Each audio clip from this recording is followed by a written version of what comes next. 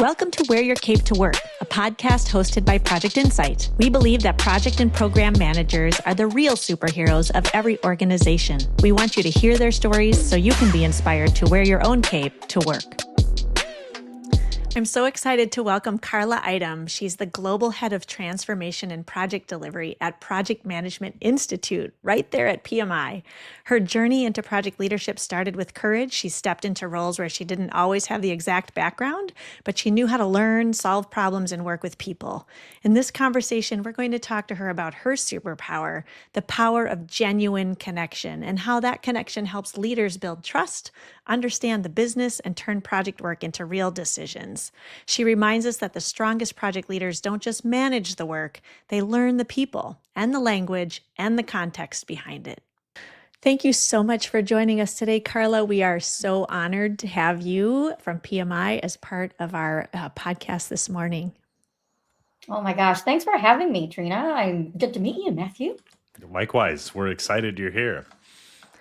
I met Karla at the PMO Uncon event in San Diego. It was a great event earlier this spring where PMO leaders and project management leaders from all over the world actually gathered in San Diego to talk about how to bring and drive more value from the PMO for the organizations that all of these individuals were a part of. And Karla was a big part of that, not just in the organization, but in a session that I attended and in several sessions that were going on over the course of the event. And I enjoyed so much the charisma and expertise that you brought to so many discussions that I couldn't wait to have you as a guest on the podcast. So thank you again for honoring us with your presence. Can we just back up a little bit and talk about what the PMI is? I know many of us in the audience know what PMI is, but there are some people who listen to the podcast that don't know all of these acronyms. So I'd love to start with PMI. If you could share what is PMI, that would be great. Absolutely. And I was equally excited to meet you, by the way. It went both ways. Thank you. Thank you. So thanks for the invitation. Well, PMI stands for Project Management Institute, and we are the global authority on project management. We provide certification, learning, community to over 1.8 million certification holders and over 700,000 members in multiple countries, over 200 countries. We even have local chapters. Yep. Then that was one of the local chapters, PMI San Diego, was the host of PMO Uncon there in San Diego. And we are local chapters, at least I am, and a few of our other colleagues at the PMI in Orange County. Mathew goes to the PMI chapter in Phoenix. And I think you were part of the PMI chapter in South Dakota when, are you still part of that chapter, or does the PMI stuff just take over a little bit? Oh gosh, no, I am still a member of my local chapter in the other SD. So you mentioned San Diego. Yes. I am in the local chapter of South Dakota. Yeah. And we have over 300 members. And in fact, I started as a volunteer for the chapter before I became an employee of PMI. That's going to be a really great takeaway for some people who listen, because we have a lot of PMI chapter attendees who wonder, what else can I do in this volunteer role or in my membership role?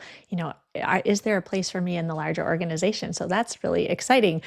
What about some of the other acronyms that are going to come up today in our talk? I think we're going to talk about PMOs. We're going to talk about maybe a TMO, maybe an EPMO. Can you just level set with what PMO means for people who are listening? Sure. In the world of project management, you would have a gazillion acronyms. So it's always good to start with that. In fact, I like to think of them as X and then MO. X as in it could be any variable. XMO. Sure. Right. And the reason I say that is because it could be in different shapes and forms, and how it's being run, what value it brings, what services it has. But let's start with PMO. PMO is Project Management Office. And there could be different types, functional, centralized, decentralized. So there are many variations of PMO. You mentioned TMO, that could be Transformation Management Office. And then EPMO is Enterprise Project Management Office. And I wanted to pause on those two because in my new role as a global head of transformation and project delivery, I actually lead both teams. They're under Wow. the same house. Wow. So there's definitely differences, but they can live pretty close together because there's some things that are similar between them, or? Yeah, absolutely. I see them Mhm. as two distinct but very complementary teams. So think of it this way: TMO at PMI leads organizational change, transformation initiatives. And these initiatives most likely come in a project form. So there's always a Okay. flavor of project, right? You have a start and an end, and you're trying to deliver something new, a new service, new value. On the other hand, when you talk about projects, it always involves people. And when there's Mhm. people and when there's change in the process, then you definitely need to wear a hat of an organizational change manager or a change manager to manage not only the process change, but also the people change. And that's why I say they're distinct but very complementary. And what I've found so far, I formally started with this role this week. Actually, I've been wearing two hats. Woo! That's a lot. I've been wearing two hats since January as the Goodness. managing director of North America, which is the largest region in PMI, and then this role. But what I found so far, being in this role for the last week formally, is that the more that we work together, the stronger we become, the better the outcomes. Because you are seeing both sides of the coin of change, the process and the people change. I think a lot that would resonate with a lot of our audience, in that a lot of project managers, whether there's that formality of the T there, are still being a part of that change management process, right, as their work is deployed. So no, that's really great. A question I have for you, which is, how long did you go from being a volunteer at PMI, right, to being on top, really, getting up there as far as that's concerned in your role? Wow, it has been quite a journey. In fact, I'll take you 20 years back Yeah, in like do 30 that. We love seconds. this I'm part. gonna We I'm love gonna give this. you the 30-second version of my 20-year journey. So let me start with that. I started as a project manager in the Philippines for a global bank, actually, HSBC. That's where I started. And as a project manager, I had multiple hats, and then eventually became an assistant vice president for Asia for the same company. And then the opportunity came for me to move to Latin America and lead projects for the same company across 16 countries.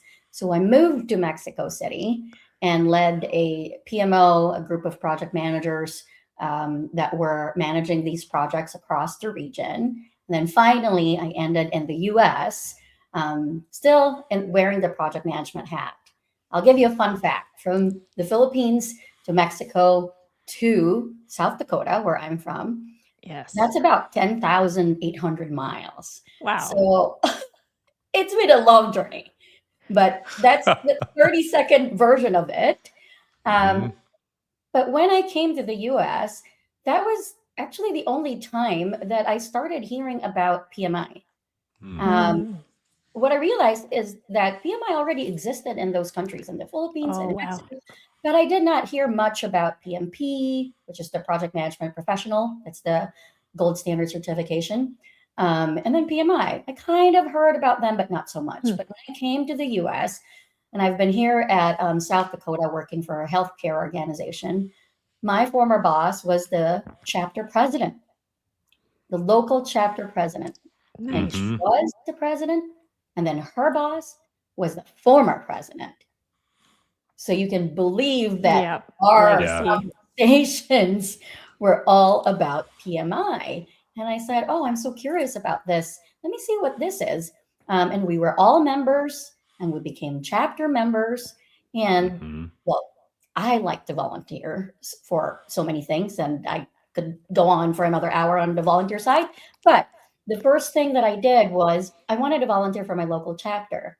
it's my profession. So, and I'm curious. So I volunteered for my local chapter. I was the vice president of professional development.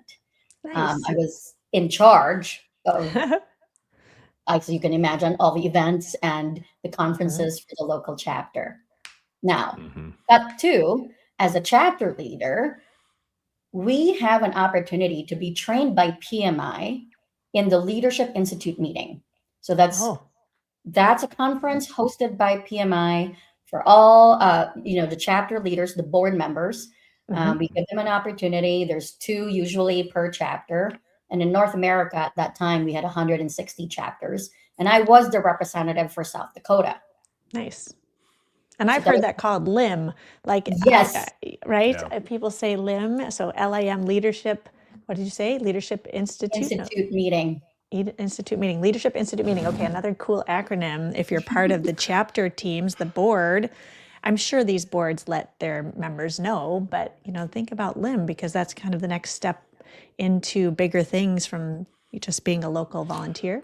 Absolutely, because the LIM is for the board members. So you wouldn't have that opportunity if you're just volunteering for a specific initiative. But if you take on that bigger role, serving the chapter, and at that time, like I said, I was a vice president, representing the community in South Dakota, then you have that leadership opportunity to really level up your skills.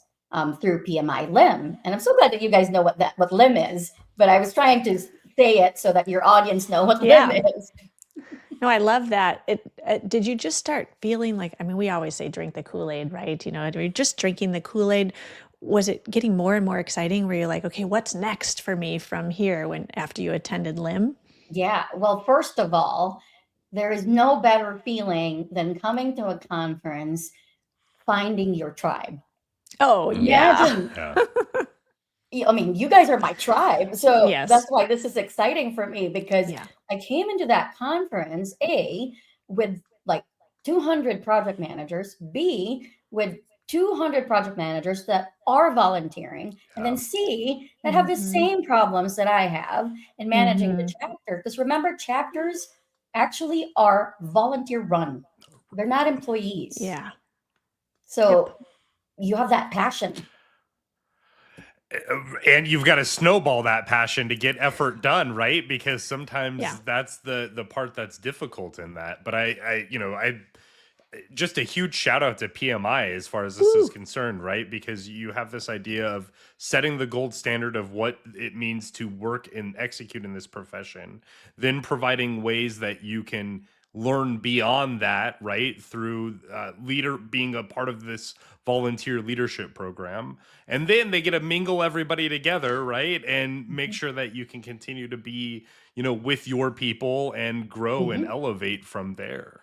So that's really great. When did you start officially being on payroll for PMI? All right. So that's the second part of the journey. I wasn't planning on it. Okay. I did not know that there were jobs that I could possibly be doing, or I was very focused on my volunteer role. And, we were talking about before we started the recording family life, right? I had smaller kids at that time. And so there's only 24 hours in a day. So you can't really split yourself in multiple ways. And so actually the opportunity came out of nowhere. Nice. And I just found out about the first job that I was in 2022, late 2022, that there was a regional operations manager role at PMI. Regional, okay. And I even ignored it for like 2 weeks because I wasn't in the mode, of looking for another job. I was like, I was volunteering and I was working and I have my family and all that. Everything was pretty much set. But what caught my interest was the way the job was described. It was called a regional operations manager for North America. It was the first type of job at PMI that actually involved both being a PM, running projects within the region, and also making operations run within the region. I see. So not just projects, but everything that's going on For sure. originally. Yeah, everything. So then that excited me because my background actually, before I became a project manager, I was in operations for 5 years. Oh, perfect. That's exactly what I thought when I saw it. I was like, oh, this is actually very interesting. Let me see what this is. And that's when the journey started. October of 2022. I was hired as the regional operations manager. I was working with the community team, the chapters, and working with my partner, the other side of the house, which is the organizations, the clients, all that. There's another teammate of mine that was running that. And then before you know it, the regional managing director job opened. And I became the regional managing director in January of 2024. Okay. Again, it was not planned. I wasn't thinking that was going to be something that was going to happen right away, or I wasn't really thinking about it, but it happened. The former regional managing director actually became promoted as the chief community officer, and then that job was open. And for a while, because I wasn't thinking of anything until, finally I applied for it, went through the whole process, had multiple panels and things like that. And then I became the regional managing director for North America from 2024 to 2025. And now here I am. Goodness, that sounds like such a great journey. And I want to talk about some of the superpowers that you've brought along with you, because we got to go back 10,000 miles, right? Your 10,000 mile journey, to yourself, in the Philippines. What were some of those early strengths, that led you into project management at the financial institution that you were at? You said HSBC? Yeah, HSBC, Hong Kong So Shanghai you're Banking in Corporation. banking. Mhm. Okay, so you're doing banking, project management, Mhm. and you start to. We talked to so many guests who start honing these skills, right? Like they're just like little seeds in the beginning, and then they start blossoming. What is one of those skills that you've taken on that whole 10,000 mile journey with you? Yeah, absolutely. Well, when I came to HSBC, I had zero background in project management and zero background in financial services. And that's Uh, okay, audience. That's okay. That's okay. And Yeah. speaking about superpower, I think it took courage. Yeah. I wanted to hone a different set of skills. I was in Mhm. operations and I wanted to look for a different opportunity. So then I saw this job. It says it's a project manager. I didn't even know what a project manager does. So I read the job description and then I kind of analyzed it and I'm like, what skills do I have that I can bring to the table? Because I do not have the proper experience. Which, to be honest, that's a question that probably you guys also get from younger project professionals, right? Oh Yep. yeah. Anybody who stumbles into this kind of industry, that's really what it feels like as far as that's concerned. But yeah, absolutely. So it started there. And speaking of skills, that's when I started realizing, okay, I may not be able to do exactly what they're asking, but I have to read between the lines and see what skills they're looking for. And three things really came to mind. One, I love working with people, no matter how difficult they are. Like Yeah. I find really energy and connecting and understanding and really making sure that we have genuine connection. So that's one. And the job description said you'll be working with project teams and You'll have people. like people from different People will be departments. involved. Yeah. So that was one. The second one was problem solving. I've always been interested in that, and that's always what I grew up in. My mom, when she was still teaching, she was a math teacher, and my dad, when he was still working and when he was still um, in the professional world, he was an accountant. So both jobs are heavy on problem solving. So growing up with three sisters, that was something that was inculcated in us, like how to solve problems. And I'll share with you one quick funny story. I remember Love this it. very, very, very clearly. Second grade, I was having trouble with my math homework, and I wanted to ask my mom for help. And she was like, "You can do it." And I'm like, "What do you mean? Like, I'm asking for help?" "No, no, no, you can do it. Just try it." And I cried for Oh, hours, like, "Come on, help me, mom." Like, help. and then my mom said, "I know you can do it. Just try and then come back to me." And I tried and I figured out and I solved the problem. And she said, "I told you you can do it." So I knew that problem solving was in me the whole time. So that was Mhm. the second part. Well, the third one is exactly where I started talking about, which is courage. Yep. Mhm. I'm Yeah. usually one that says, "I don't know how to do that, but guess what? Let me try it." That's cool that that started way back when and that your mom was a part of it. We just had another episode near Mother's Day, and it's like, oh, thanks for all the moms out there that were like, you can do it, and dads too. But Mhm. parent influence Oh helps us to yeah. see those skills in such a great way.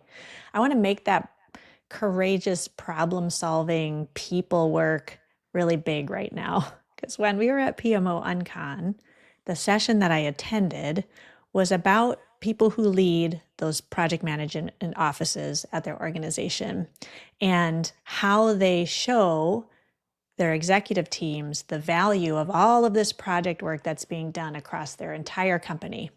And I want to flip it upside down because the reason you stood out to me as someone we had to have on the podcast was that the session was about you have this executive team or a stakeholder team, and they have this great strategy that they want to execute. And there's probably been some hoopla that maybe has trickled down to everyone, but it's at least out there, right? There's a Mhm. strategy. The business wants to do this, and it's a Mhm. goal, it's a trajectory. We're headed there.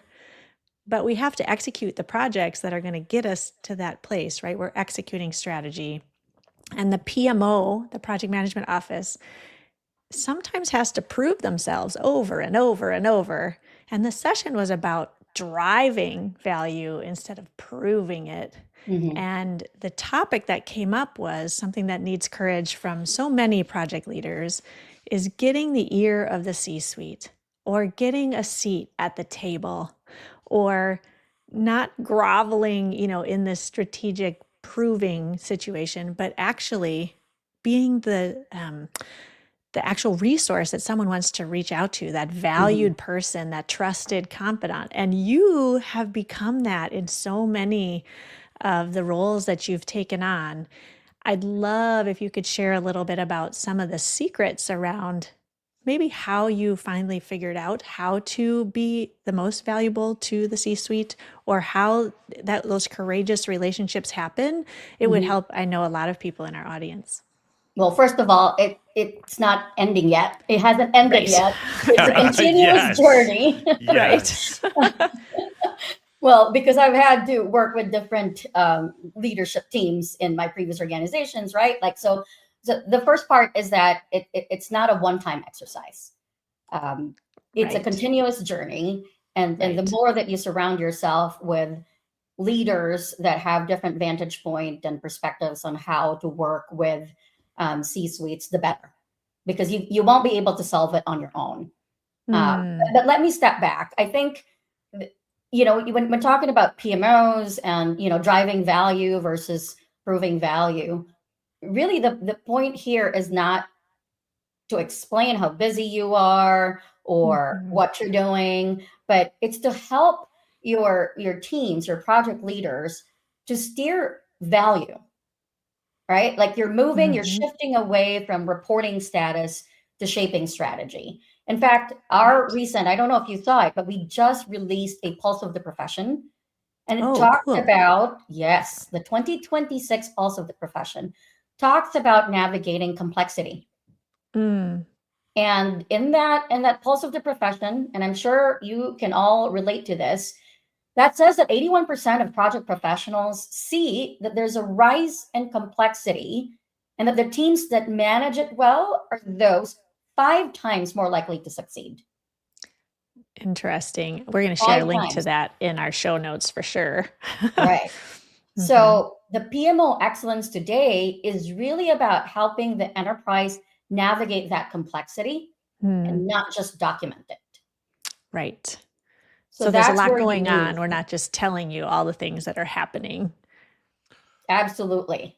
Absolutely. And that's where you have to move from governance to navigating complexity, from reporting to faster decision and value protection, and from support function, thinking that you're behind the scenes. A lot of the PMOs think they're always behind the scenes and, oh, I don't need to be in front of anybody. Yeah, you do, because that's when you shift how they view your role as not a supporting role, but actually a critical part of the execution, and that you are a decision partner. And that takes a lot of courage because it's uncomfortable. It's very uncomfortable, right? It's very, it's easy to hide behind the scenes and just do all the work and do the things that we're really good at. But that is really the skill that we need to be looking at. How do we translate delivery into decisions? What are the trade-offs? What creates value? It's your ability to frame those conversations in business terms and impact, risk, outcomes, and that's when you can start painting a big picture, a clearer picture for leadership. But one more thing that I wanted to add. As you are doing that, this is kind of an interesting analogy. We have 2 ears. Maybe you need to add one more because you're going to have to balance, right, what leadership needs versus what the project teams need in terms of direction and guidance so that they know where to go, and what the customers need. If it's an experience that you're trying to change, and balancing those three is very important because you could fall into the trap of having just one voice dominating. And when that happens, delivery is still going to be there, but value won't. That's really interesting. Matt, you had a thought. Yeah, I was just gonna see if you had any advice for any PMO leaders specifically, right? Or XMO leaders as far as that's concerned, right? Who's trying to make that shift in my team is looked at as checking boxes and getting things done from an administrative level, but how can I help see that I can do more? Should I come to meetings prepared, ready to rock and roll with suggestions? Should I sit up a little bit more and be more announced with that? What would you suggest with that? What I would always refer to with my team, actually, and those that I mentor. So in South Dakota, we have a mentoring program. I think there are mentoring programs in your chapters too. Yeah. Is that right? A lot of chapters have them. I think it's a great which is part good. of it. So shout out to those that are looking for mentoring. Look no further. Your chapters typically have a mentoring program. Anyway, one of the things that I usually tell a mentee or when I'm coaching a team is that there is a powerful, and this is, I'm a believer of this, even before I became a PMI employee. There is one we call a talent triangle, right? Talent triangle has one leg of that triangle is called ways of working, or those are the technical skills. Those are the PM skills, your delivery, agile, predictive, all the things, right? There's people or the power skills, collaborative leadership, communication. But one other thing that sometimes is overlooked is business acumen. And what that means is, do you know how your business operates? Do you know which functions do what? Or are you putting everything in one bucket, right? Like you think you have an idea what finance is, but there's like 7 different departments in finance or in marketing, right? Like, and the reason I'm pointing that out is you cannot translate, right? We're thinking we're translators, right? We're translating strategy to execution, but you cannot translate something you do not understand. Right. So you got to start with that. So a practical example, Matt, I highly, highly recommend is that invest time. Get 15 minutes from functional leaders, business owners, to understand what they do, what their goals are before you even start a project. Yeah, I think that's great from a stakeholder standpoint. Even if you can't reach, some organizations are flat enough and you can reach right into those areas. And some, it's not a problem to reach to your next level up, right? Go into that middle management. I think it's even beneficial to just go to another project leader on another team. Speak peer to peer about the position that you're in with another part of the team in an organization, right? If I'm a project manager on, say, the IT team, and I want to reach out to a project manager on the finance team, there's going to be a lot of actually good jargon that probably happens, across those two people, even before you go up the chain to the strategic part.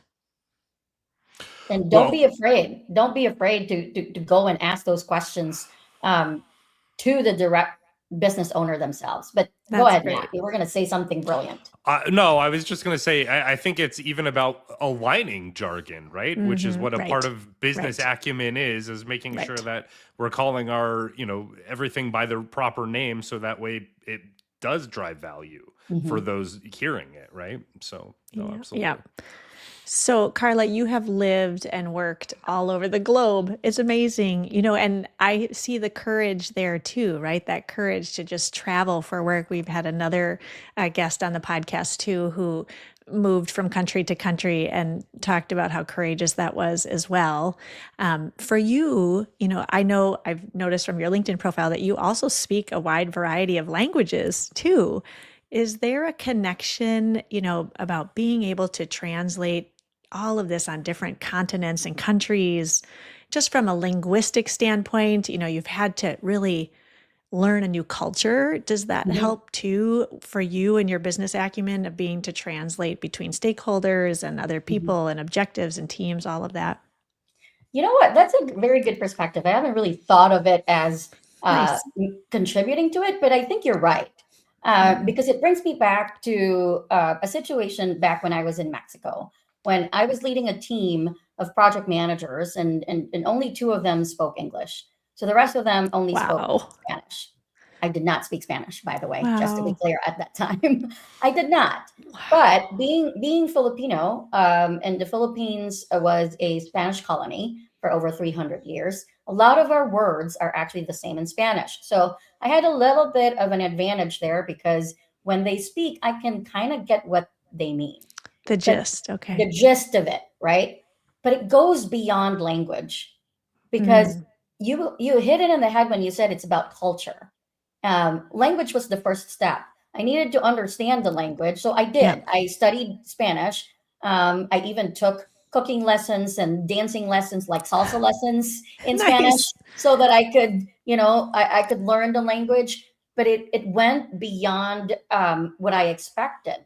Not only could I Mm. communicate, but also I could influence Oh, interesting. because I was speaking the same language. Right. Mm-hmm. But there That's were many that. nuances because I came here to the US. I speak English. That was actually my second language. So I speak Filipino and then English. And I spoke English since I was 1 year old, probably. But even when I came here, there were nuances to the language. Mm-hmm. Midwest versus East Coast versus Sure. West Sure. Coast. So I Yes. found that there were nuances. The whole pop soda Coke thing we all go through. Oh Right. yeah. But I think that has set you to be such a amazing leader then, right? In that you Yeah. can get everybody together and centralize the vision of what we're doing, right? And then be able to move it forward. So all of this effort that you've put into it really just does continue to push you upward, which is great, honestly. So Yeah, and there's so many people in our audience who they're not translating necessarily between languages. We've hosted guests who do that, and we've had webinars, that we've hosted about multicultural teams, teams on different parts of the yeah. globe. But even if you're just translating between different people, I mean, the three of us here, we are all in the same tribe, but we have different generations, we have different hobbies, we grew up in different places, we have different interests, we have different personalities. All of that comes into play with what you said on that other triangle about the people part, right? And the strength needed, to just make connections we're kind of full circle. This, I love this. Full circle just happened. We're back to the beginning. You're a people person. You've been able to relate to people. You like talking to people. You like, being a part of, connecting people. And that can be such an easy talent, but such a huge gift in a project manager's tool set. Right. And you can't build that trust if you didn't have the connection in the first place. Right? How can someone just work with you and trust that you can, make good decisions, or that you are steering the team to align to strategy when you didn't have the connection in the first place? You don't know what business they're running. You don't understand their team dynamics. And so it sounds like sometimes an easy step to miss, but that investment in understanding who you're talking to and their backgrounds and their perspectives, where they came from, that is going to come very valuable as you are leading a team. And then you are finding roadblock after roadblock. Then you know who to go to because you've already made that connection. Yeah, the building the relationship, and people want a real fast track to the C-suite, or to anyone on their team. It requires a commitment of time, the same as business acumen. Your people acumen is going to take a little time to build also. Thank you for sharing this great advice with us today. We are so thankful that we have you. Can people reach out to you and connect with you on LinkedIn? Is that all right for people to find you there? We can put your LinkedIn profile in our show notes. Any other advice before we go about what's coming up next with PMI, or things that they can attend or be a part of? Sure, absolutely. And yes, of course, feel free to connect with me on LinkedIn. And like I said, this community that we have at PMI, this is really our superpower. And I lean on that community, not just as a PMI employee, but as a practitioner myself, right? There's so much to learn, to gain. I've made so many good friends, even in my volunteer time, before I became an employee. The team that I had in Mexico, every time I visit, we still get together. And so I've left Mexico like 14 years now. But they're all, my goodness, they're all so accomplished and doing their own thing. And I'm so very proud of them. But I'm on this new journey too. So I am on a continuous learning journey. And I think that is one thing that I wanted to share with everybody, is that when you move from role to role, and if you have especially that ambition to keep moving role to role, there is a shift in identity, right? Like you go from this type of leader to this type of leader, and that is okay that it happens. You're not changing who you are, your authentic self, but you must shift that identity because your role is different now. And maybe the things that you did back then, when you were in this level versus this level, it might change, and that is okay. And you have the entire community to help you. But I'm going to leave you with one gift from PMI. I'm so excited about this because when I first read the report that came out last year, I'm like, oh my gosh, this is what it takes to move the needle. So this is, first of all, we did a project success report. That was the largest research that we did. You guys are familiar, where the definition of project success has shifted. Yes. It is now talking about value, right? The value that you're delivering is worth the effort and the expense. That's one. The second one is, what we found is that you increase your chances of success significantly if you are doing MORE. Notice that I called the letters, but not more. We all know it spells more, right? Because I'm going to leave you with this 10-second explanation of MORE, and then you can look for more information on it on PMI.org. But MORE, M is managing perceptions. Have to align.